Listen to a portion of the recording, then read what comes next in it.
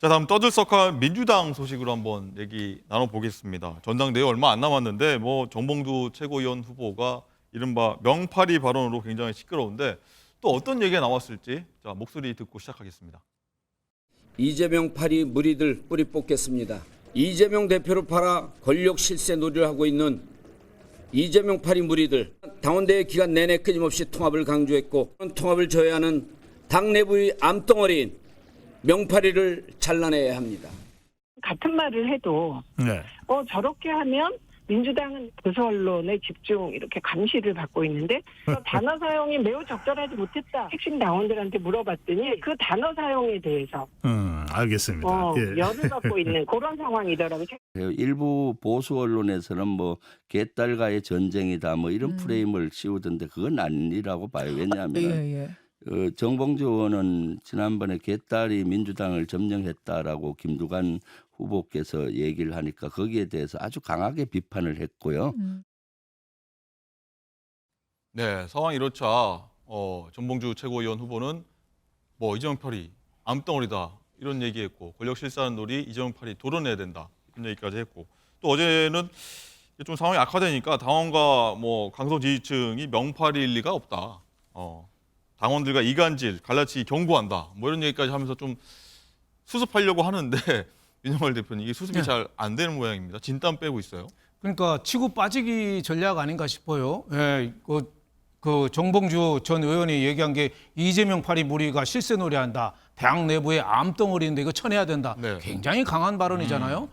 왜 그런 얘기를 했겠어요? 지금 이 전당대회를 앞두고 이재명에 대한 충성도, 일극 체제를 강화하는 그런 전당대회를 가고 있잖아요. 네. 그러니까 너무 개딸이라든지 또 나오는 더민주 혁신의 회의 이런 데에 대해서 너무 이재명 일변도를 비판한 거라고 봐야 되거든요. 네. 그리고 또 하나는 그 얘기한 하나의 원인은 지금 당 그 전당대회 과정 중에서 여론조사를 앞두고 있어요. 그 여론조사가 한 30% 비중이 됩니다. 네. 그러니까 일반 국민으로 볼 때는 민주당이 너무 이재명 중심으로만 가는 게 옳지 않다 이런 생각하는 사람이 있을 거 아니에요? 정말 10년도 넘은 화면이 나오고 있습니다. 이재명 당시 당직자였습니다. 네. 싸우고 있는 모습이에요. 네, 그렇습니다. 그러니까 이 정봉주 전 의원이 어느 정도 효과는 좀 얻어냈으니까 네. 이제는 수습하는 쪽으로 나간 거죠. 근데 수습하는 거를 어떻게 보면은 수구 보수 언론 이 짜집기 한 거다, 만든 거다 이런 식으로 어떻게 보면은 책임을 돌렸는데 내가 보기엔 너무 개딸들이나 이런 쪽에 반발이 많으니까 우선은 수습하는 차원이 아니냐, 무마하는 차원이 아니냐 이런 싶은데 저는 소기의 성과는 거뒀다고 봅니다. 소기의 성과는 거뒀다. 네. 예. 네. 김상일 부대는 네. 어떻습니까? 이 보수 언론이 이간질하고 있다 이렇게 지금 언급도 하셨는데 언론이 이간질한 겁니까? 아니죠. 그거는 정봉주 후보가 지금 상황을 그렇게 규정하고 돌파하기 위한 하나의 전략이라고 보시면 될 것 같고요. 명파리가 당원들이 명파리는 아니죠. 민주당을 지지하는 사람들은 명파리가 아닙니다. 네. 그런데 이재명 대표를 호가호위해서 자기 권력을 가지려고 하는 사람들은 명파리가 맞죠. 저는 그렇게 생각합니다. 네. 이 단어가 좀 강하긴 합니다. 예. 왜냐하면 명파리 하면 용파리가 떠오르지 않습니까?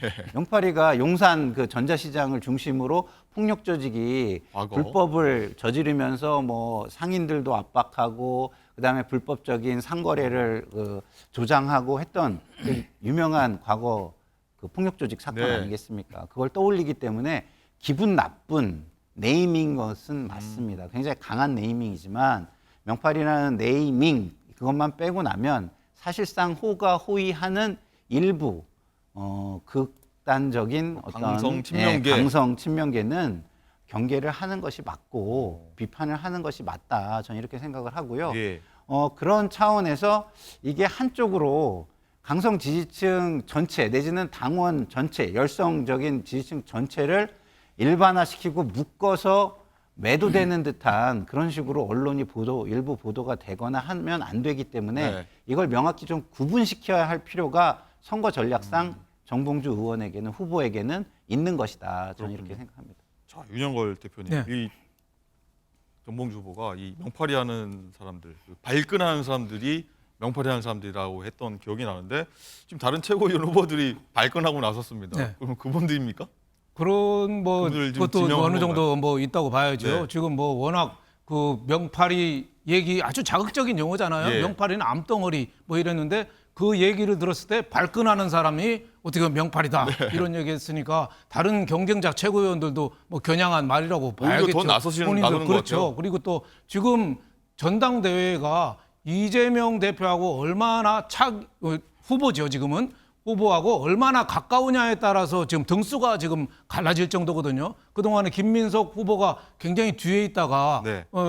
이재명 후보가 같이 왜 차에 타서 유튜브 방송 네. 하나 하고 이런 분이 왜 표가 안 나오는지 모르겠어. 이렇게 하는데 갑자기 2등이 돼버렸잖아요. 그리고 정봉주 후보는 좀 밀리는 형국이 또 돼버렸거든요. 그러니까 그 겨눴다 최고위원들이 오히려 반발을 하는 그런 모양새 아닌가 싶습니다. 지금 그래서 지금 정봉주 의원이 조금 뭐 흔들리긴 하지만은 최고위원은 5명이 되거든요. 예. 네, 5명이 돼서 2위는 저 정봉주 또 김병주 예. 그리고 또 한준호 뭐 이런 분들의 각축이 되지 않겠느냐. 최고위원의 입성은 어차피 뭐 확정된 것 같다. 저는 이렇게 보고 있습니다. 그렇군요. 네. 어쨌든 이 김상일 부대변인 네. 일단은 정봉주 후보와 함께하는 이 팟캐스트 낙곰수 운영했던 김어준 씨, 방송인 김어준 씨도 같이 좀 이제 이 대표 지지층한테 좀 비판받고 있는 그런 상황이에요. 그러니까 본인들이 열광하고 그 뭐랄까 박수 쳐주고 했던 사람도 이재명 당대표의 어떤 지금의 상황에 반하는 이야기를 조금이라도 하면 예. 그것이 저렇게 지탄받아야 될 상황인가. 그리고 저런 지탄이 어떤 건전한 비판을 넘어서 폭력적인 비판까지 가면 안 되는 거 아닌가. 네. 저는 이런 우려가 있습니다. 지금 민주당의 모습, 전당대회를 치르고 있습니다. 우리나라 최대의 거대 정당입니다. 네. 이 거대 정당의 전당대회가 국가의 미래를 걱정하고 국민들의 삶을 걱정하고 앞으로의 비전을 제시하고 이런 게 아니라 이재명 당대표에게 잘 보이기 위한 재롱 잔치를 하다가 내가 더 잘 보일 수 있네, 내가 더 재롱을 잘 하고 있네, 이런 거를 가지고 서로 멱살잡이를 하는 상황까지 오는 듯한 이런 모습 아니에요? 사실은 당원으로서 저는 사실은 좀 이런 모습이 좀 저는 창피해요. 그래서 우리 당원들께서 이런 모습으로 당이 변해가는 것 좀 바로잡아 주셔야 되는 거 아닌가 이런 생각이 들고요. 어쨌든 이 명파리는요, 이재명 대표를 중심으로 권력을 가지는 사람들을 명파리로 규정한 것이지 권력이 없는 일반 당원들을 아니다. 규정한 것은 아니다. 이 점만은 분명하다. 저는 이렇게 네. 말씀드리고 말씀 싶습니다. 듣다 보니까 민주당 전당대회 그렇고 떠올려 보면은 국민의힘 전당대회도 사실 그랬던 기억이 납니다. 정책하자 이런 얘기 말씀하셨고요. 어쨌든 이 윤영걸 대표님 네. 다 최고위원 회의 뭐 당대표 선거 전당대회 끝나고 나서 과연 이재명 대표 그리고 정봉주 최고위원이 당선된다고 하면 뭐 확률 높으니까요. 잘 갈 수 있겠느냐가 가장 지금 화두예요. 네, 뭐 과거에 뭐 친명 정봉주 그 후보도 과거에 뭐 이재명 대표랑 그렇게 먼 사이는 아니었거든요, 후보하고. 그러니까 그 최고위원 되면은 금방 마찰이 일어나질 거는 아니라고 봐요. 하지만은 이번에 공언을 했잖아요.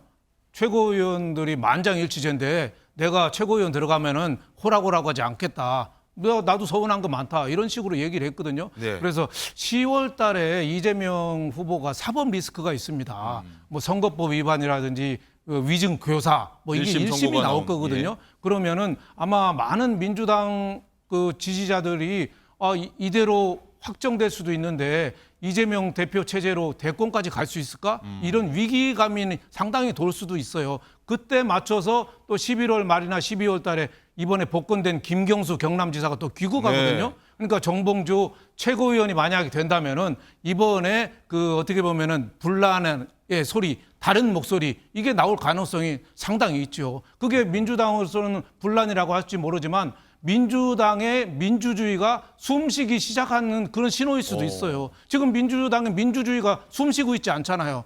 이재명 유일 체제로 굳어가잖아요. 근데 정봉주가 자기 사심이 아니고 정말 당의 미래를 걱정해서 한다면은 저는 상당한 활력소가 될 수도 있다 이렇게 보고 있습니다. 알겠습니다. 개인적 의견까지 주셔서 한번 저희가 이해하는 데 도움이 좀 됐고요.